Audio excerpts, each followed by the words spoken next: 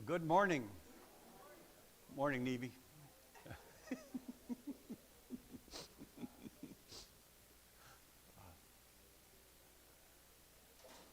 Can you smell the turkey? I just snuck over there to say good morning to the guys, and they forced me to have some turkey. Oh, yeah. Yeah.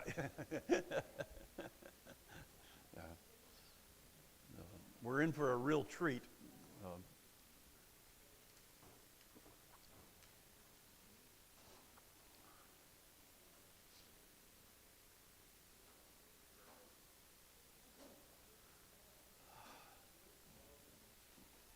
So we didn't have a long-winded preacher today, so now we can probably get through chapter 4 today. So we'll yeah.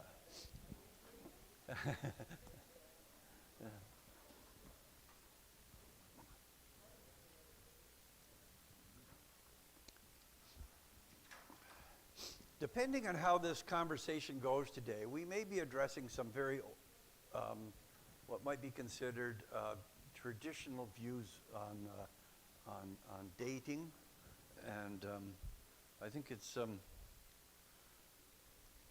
interesting read. So.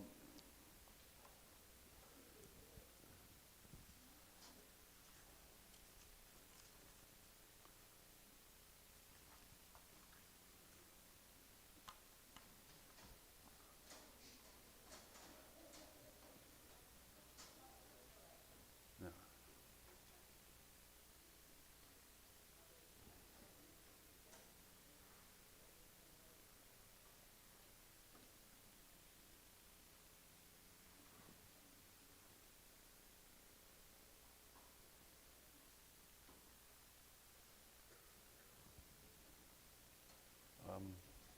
Let me get you one. Everybody got a handout?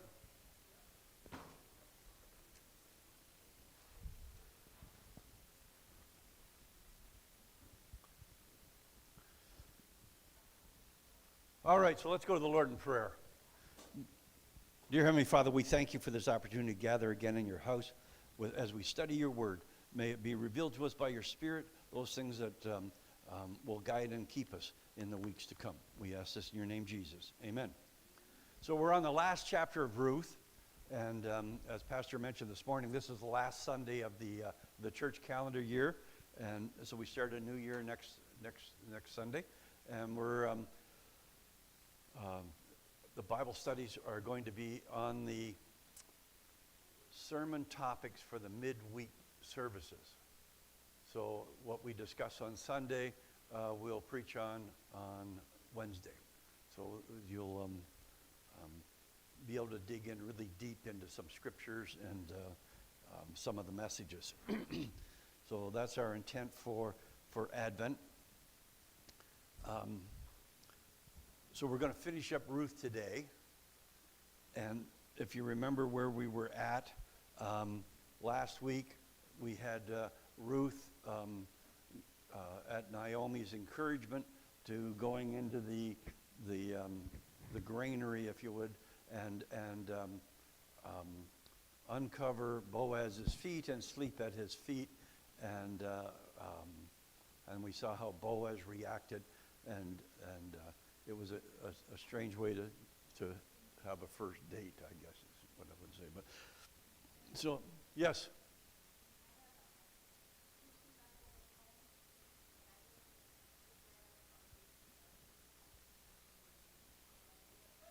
Yeah.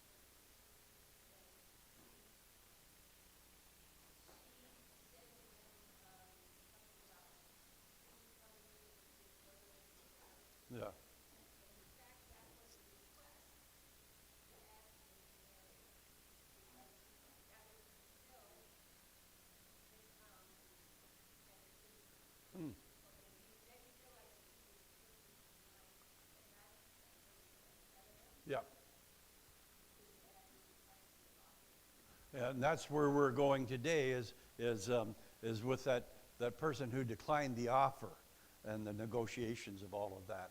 So, so the thought was but yeah.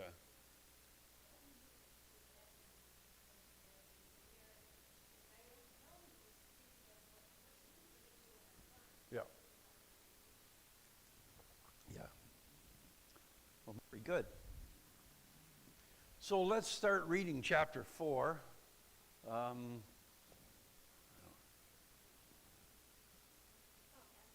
Yes, dear.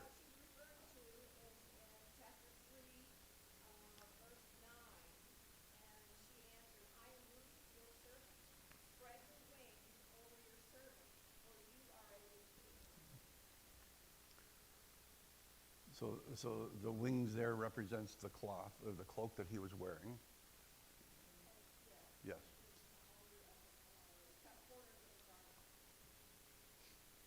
All right. So there was a proposal. Hmm. Hmm. Well, okay.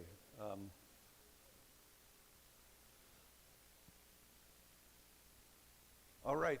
Good. Thank you. So, Anne, good morning to you, eh? Yeah? So what you're going to do is you're going to start reading chapter 4, verse 1. You're going to read a couple of verses, and then we'll send it down the table, and then go to the back row and go across. Ready?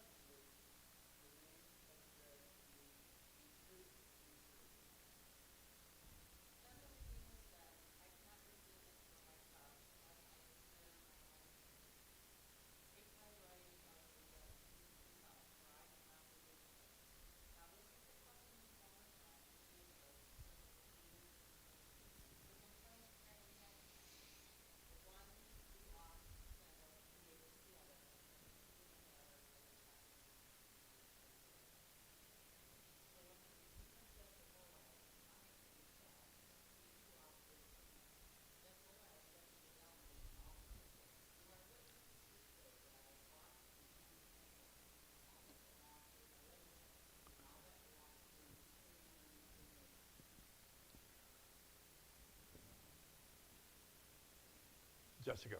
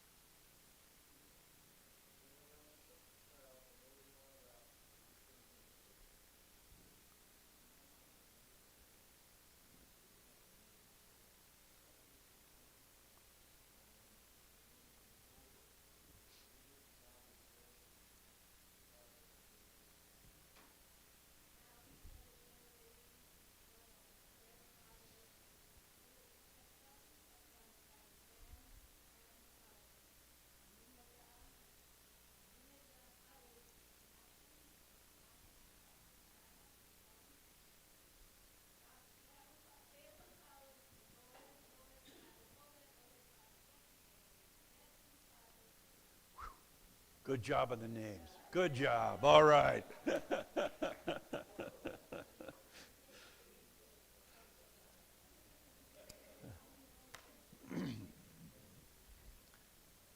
Okay, so for this chapter, the focus really is on Boaz, and we're going to look at what are the the character qualities that we pick up from Boaz throughout the reading of the 4th chapter. So let's see, and then Barb, you're going to start reading the cross references when we get there. So you're at Ephesians 4:25. Kathy, you got Colossians 4:6, and we'll work our way down the line that way. All right. So, what character qualities do you notice of Boaz in this passage? Legal. Okay. Honorable. Took charge. Okay. Anybody else?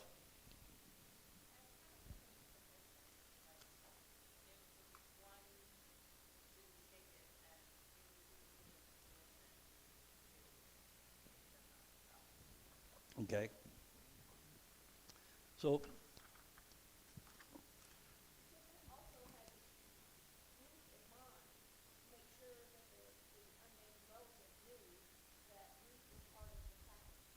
right. So he proactive. Yes, he was proactive. So, and by that, what do we mean? He was proactive. What do you pick up from this that he was proactive?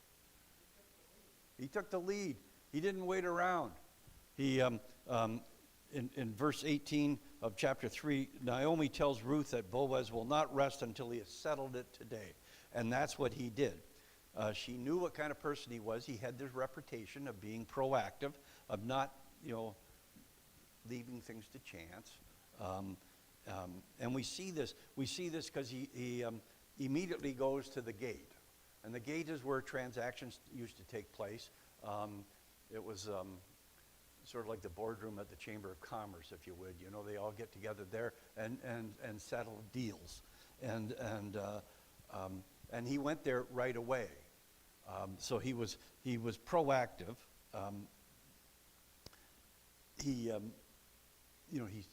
was sitting there ready to conduct business, and he drew in his friend, the other relative, and he got the witnesses all together. So it wasn't like one day I'll talk to my, the other relative, and then once we reach an agreement, we'll go get the elders. I mean, he had put things into place.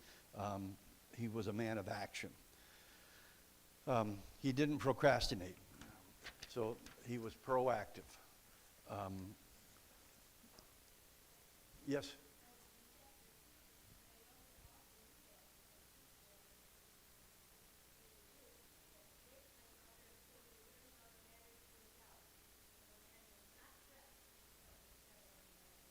Yeah. So he had this reputation of being, a take charge kind of guy.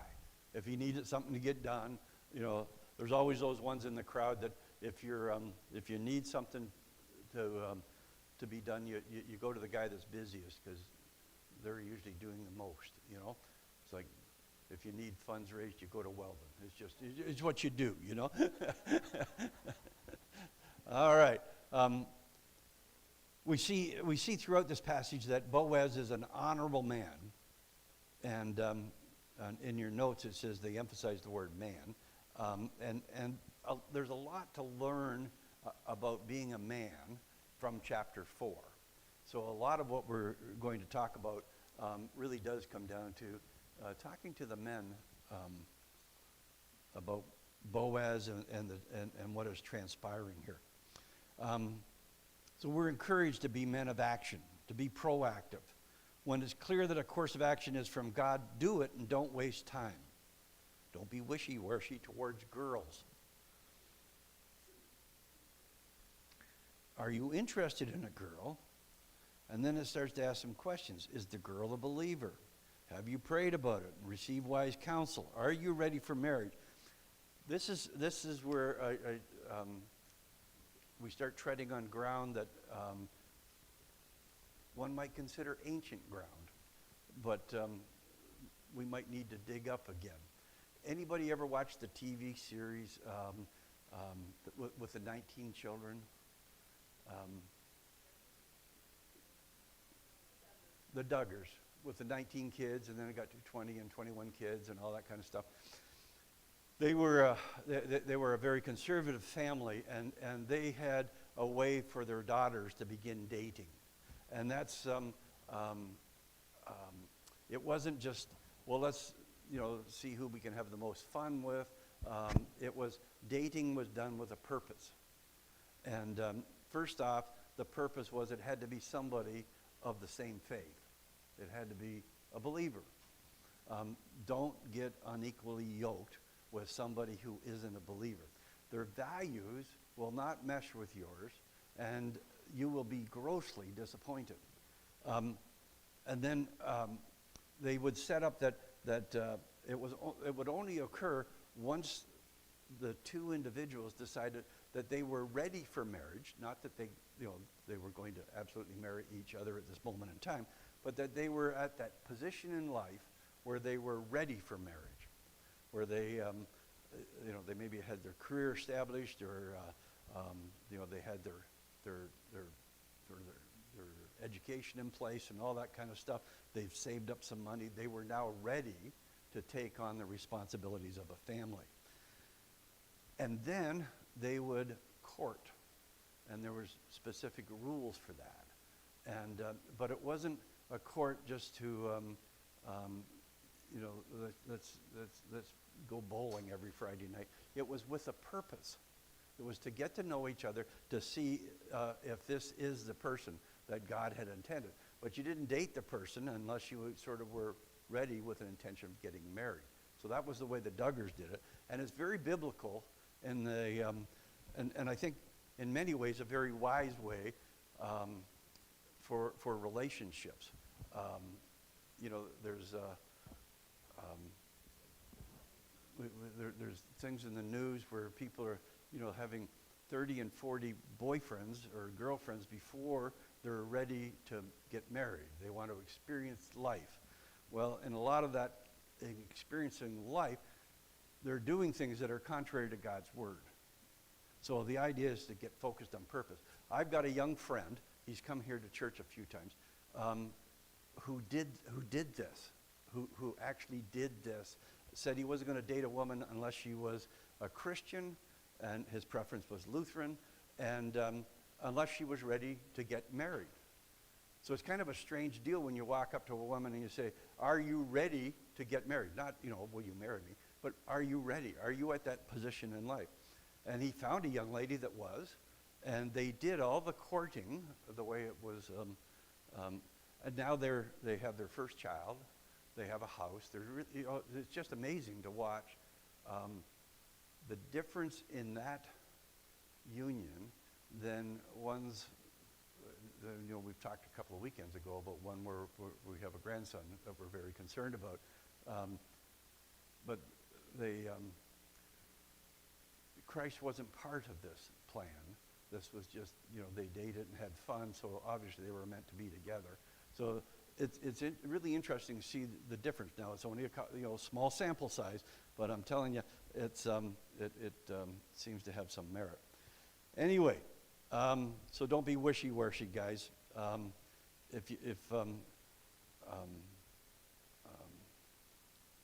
Well, I'm not going to say it that way. All right, so be men of action. If you're not prepared for marriage, stop playing around and pretending. We see this also in relationships where people are just living together, playing at marriage. And marriage is something that's commanded by God. It's instituted by God, and it's not something that should be played with. So I leave you with that. Character trait number 2 that we would see with Boaz.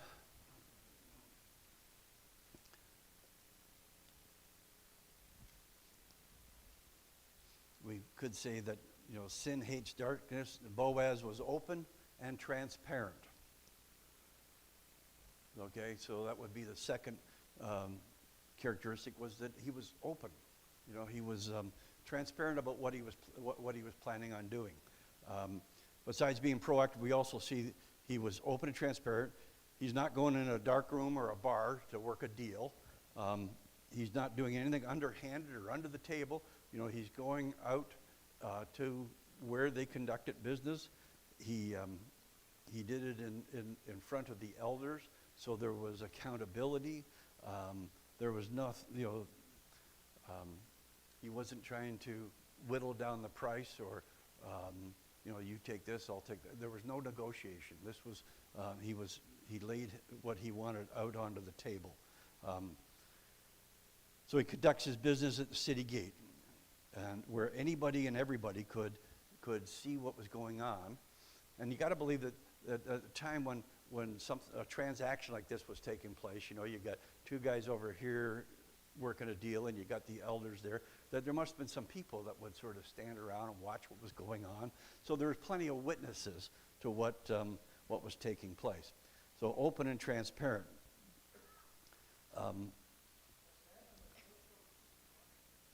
Yeah. Yeah, they would meet, and they talk about it periodically throughout the Old Testament, where they would meet at the city gates. The city gates, there would be people gathered there to talk, and it was, I guess, maybe the street corners of old, or today maybe the Facebook, where everybody got together to communicate as well. But they would conduct business there, yeah. So we see that he's open and transparent. He's doing this out in the open. He invites witnesses.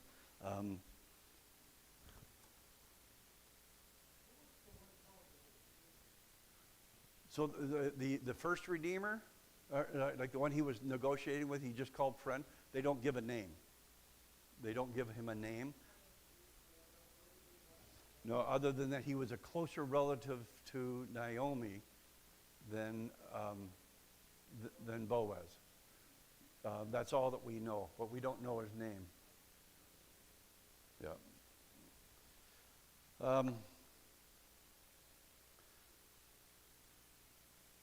So the application here, and you guys have got this in your notes, as we talk about what is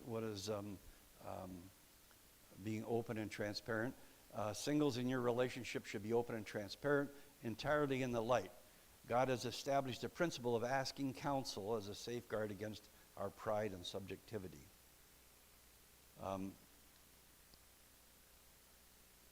It's interesting here that we note that, and I really like this, here we learn that we should conduct courtship among God's people. Don't get away from the church when dating, so that you can feel free with fewer eyes watching you. Instead, get together in the church, and not just in the church building, but around church people. If you're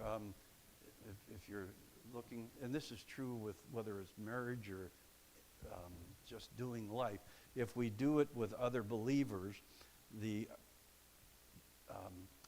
opportunity, the desire, the temptation to wander from the teaching is just greater if we're not around church people. There's an accountability, almost an implied accountability, when you're with other believers. You don't want to lead them astray, and they don't want to lead you astray. So there's this bond that is evident. So I think it's a good encouragement for us to fellowship together. Not that you exclude non-believers and all that, but as a matter of course or principle, hang out with other believers. They'll iron sharpens iron. I think that's the saying, right? So if we do this together, we can support and protect each other. Characteristic 3. Boaz practiced clear and respectful communication. In verse 1, he called him his friend. He encouraged his friend to come and meet with him. Um, and he laid out the case clearly. You know, there was no ambiguity in what he was saying. He said, listen, you're the first up. Do you want the land? Yeah. Do you want the responsibility that goes with it? No. Then I'll take it.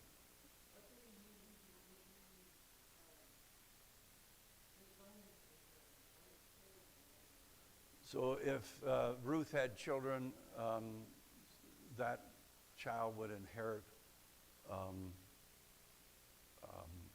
the land and that sort of stuff. So the first redeemer, the friend, if him and Ruth got together and had kids, that kid would be the one who got his inheritance, which he didn't want to go that way.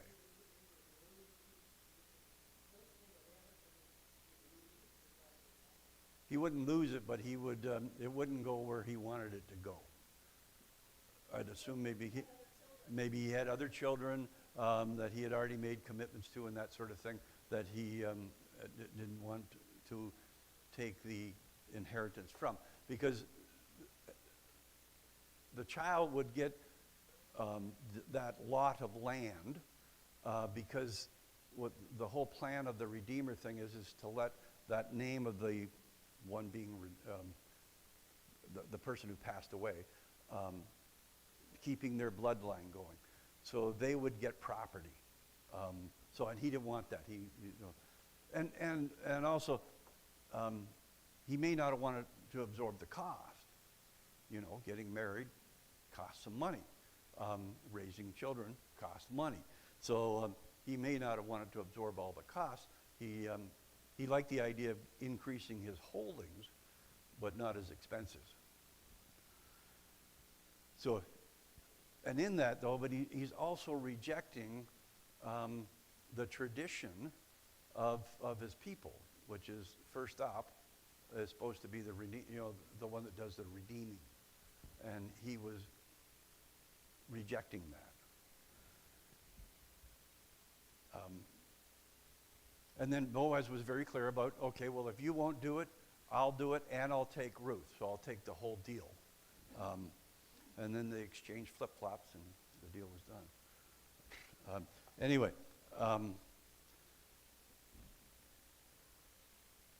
let's do the cross-references. Yep.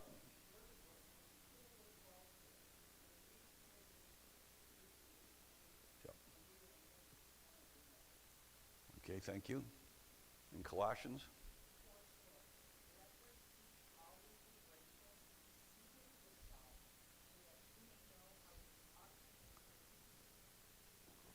Okay, so we see Boaz being a respectful communicator, and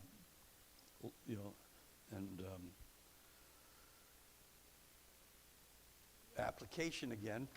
If you're following along in your handout, once again, it seems this application fits singles. Men, if you want to start a relationship with a girl, be clear. Don't say something vague like, so you want to go with me? Let's do Christmas dinner together. It's much easier if you just go right to the point. Linda and I are having our own moment up here, because that was how I got her to date me the first time, was I said to her, I'd like to marry you.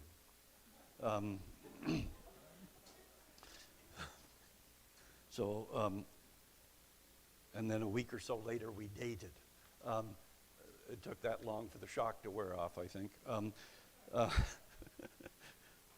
This is why this story, I like this story. I like this event of Ruth, in Ruth, because I in some ways, I've sort of lived that with Linda. So, yeah.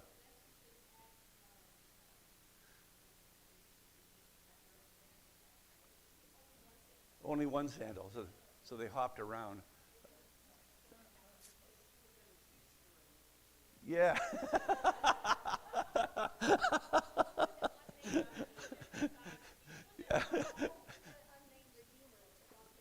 Yeah, it was the one agreeing to the deal. So it was like a seal, a handshake, I guess. Symbolic, yeah. And I'd assume they get their shoe back, but maybe they should have a shoe carnival right near there. Yeah. Um, yeah.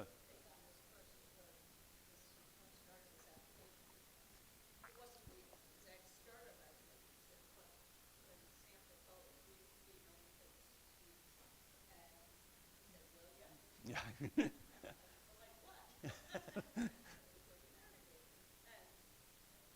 Yeah.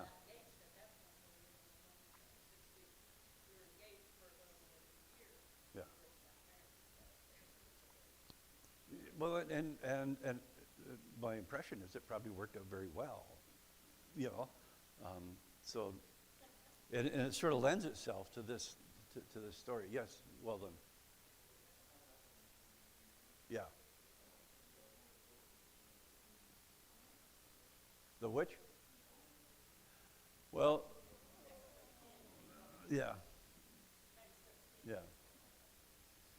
yeah, yeah, yeah.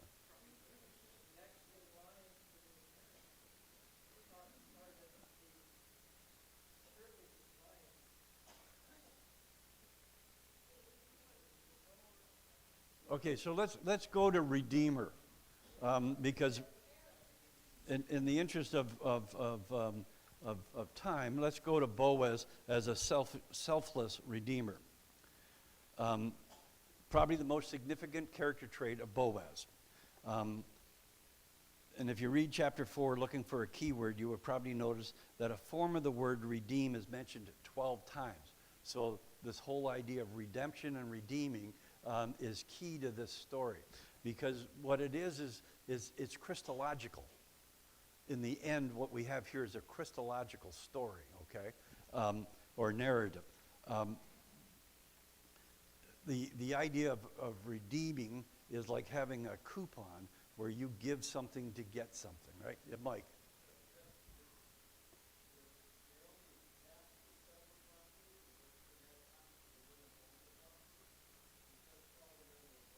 Yeah,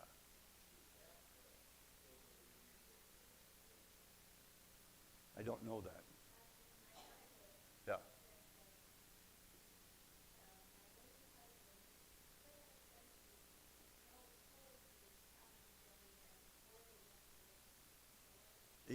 Egypt. Yeah, yeah. More. Okay. Yeah,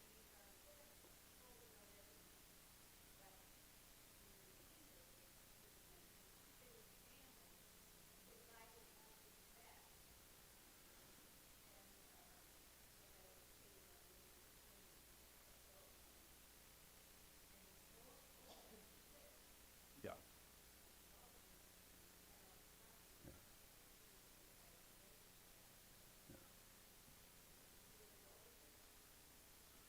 So I don't know if they must sell it, but I think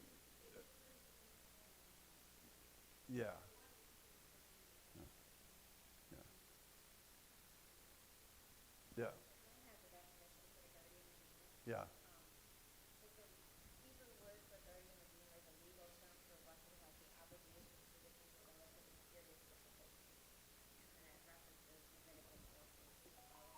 Mm-hmm. Um, yeah. So she probably needed the cash though because she was older and single, and so she probably needed money to live on. But an assumption on my part, I don't know. But the rules that they were following is from Deuteronomy 25, verses 5 through 10. And it goes like this. When brothers live together and one of them dies and has no son, the wife of the deceased shall not be married outside the family to a strange man. Her husband's brother shall go into her bed and take her for himself as a wife and perform the duties of a husband's brother to her.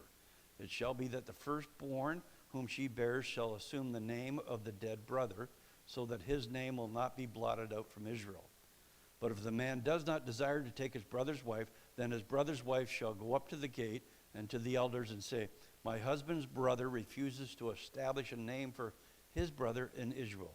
He is not willing to perform the duty of a husband's brother to me. Okay, so they take it pretty seriously.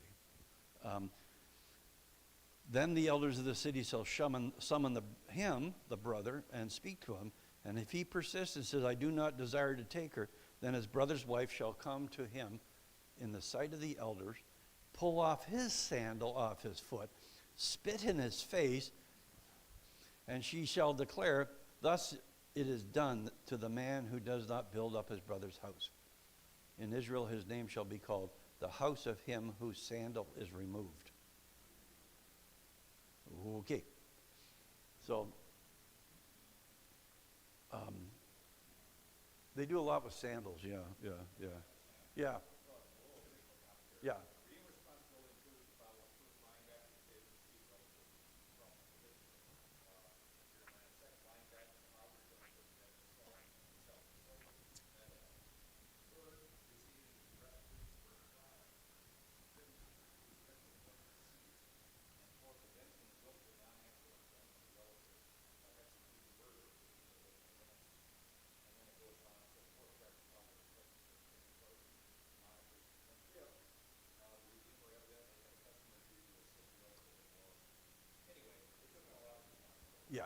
And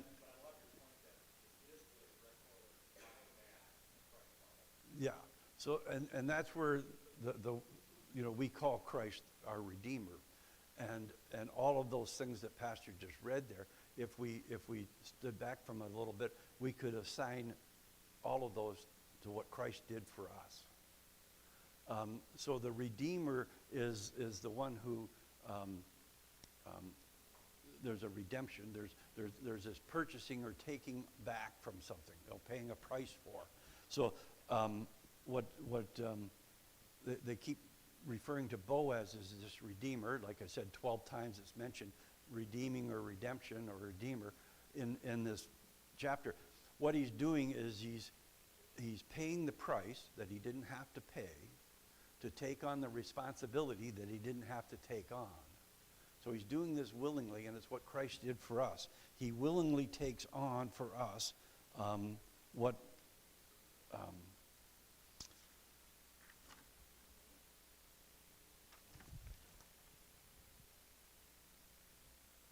so he's paying the price so that we are set free. He is the one who will protect us, represent us in court, as one of the characteristics that Pastor read.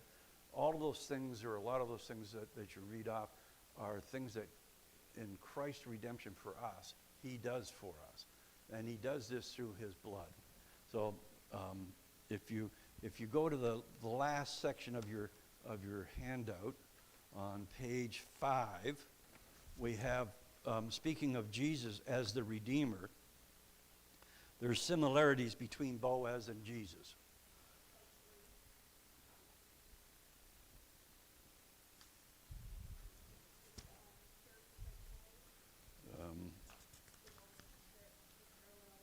There's parallels to the Redeemer. I'm going straight back to page 5 to Jesus, because we've got time constraints here.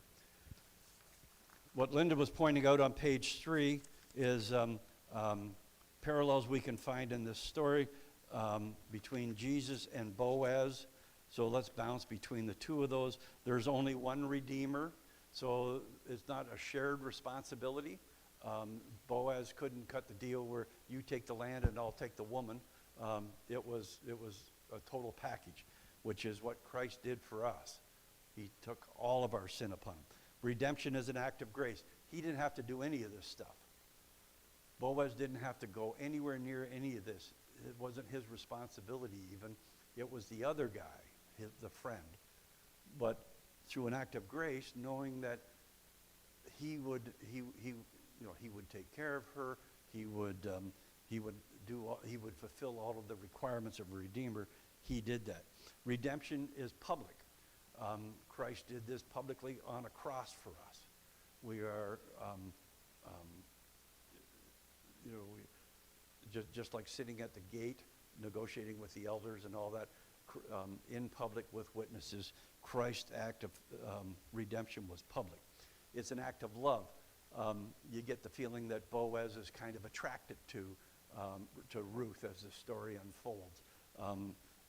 And that's one type of love, but there's this other love where he's sacrificially offering, even though he's an older man, to take on all of the responsibilities of a redeemer, of what it means to be that. And Pastor mentioned all of the obligations that would take on. It was an act of pure grace and love. Redemption comes with a price. He had to pay something. And Christ had to pay something. Christ paid his life. He paid through his blood. He was willing to do that. Redemption is priceless. For Ruth and Naomi, as women in that culture, there probably weren't a lot of other options available to them. You know, they weren't going to be able to go down to, the local courthouse and get a job as a stenographer. Boy, I'm really aging myself. But you can't. Yes. Well, the thing that to me is, while Naomi was a Yeah. Ruth wasn't, because your guys, our guys, Yeah. technically with the Gentiles, like we are. Yeah. Yeah. So I find that interesting that we are not all the Gentiles. It wasn't just the plan. Yep. It was like Israel. Yep. Was taking on everybody else. Yes. Yeah. And we see that with Ruth now becoming part of the genealogy that leads down to David, and from David down to Christ. That the Gentiles were grafted in to that family tree, if you would. So we talk about it being priceless and irreversible. Once he got the other guy's sandal, it was done. You got the heel, you got the deal. I worked on that one. All right, but there is the final thing which Carrie's taking in is that Ruth was a Moabite. She was a Gentile. She wasn't from the tribe of Israel. She was an outsider. But we see her being redeemed, just like we are redeemed. And all of those things on page 3 sort of fill out that. We're redeemed by grace. We're redeemed in love. Redemption comes with a price. Jesus paid it. Notice that none of this is Ruth. None of this is Ruth. Nowhere in here is Ruth giving up a sandal. All of this is done for her. And I think that's the great thing about redemption, is that there's nothing that we do to add to it. There's nothing that qualifies us. It's all done for us. It's all arranged by outside of us. It's the transactions taking place outside of us. We aren't included in until baptism. And then in baptism is when we, for all intents and purposes, conduct that marriage that would be between Boaz and Ruth, where they join a union and become as one, which is the same as what we do in baptism. We join that union and we join together as one. And so that's the irreversible part of the redemption.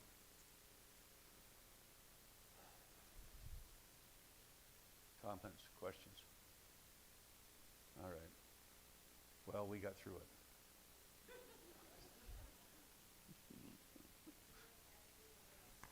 Apparently, they had. So like she was like David's grandmother or something. Like it's really kind of cool. And one would have to assume they lived happily ever after. Redeemed by grace, don't we all? Pastor, you want? Oh, yes.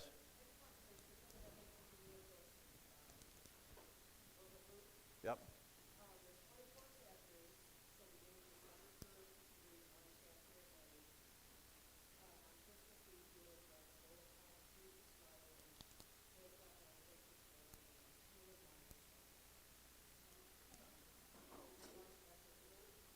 Luke, 1 chapter a night. Very cool. Thank you for sharing that. And Pastor, you want to lead us out in prayer, please?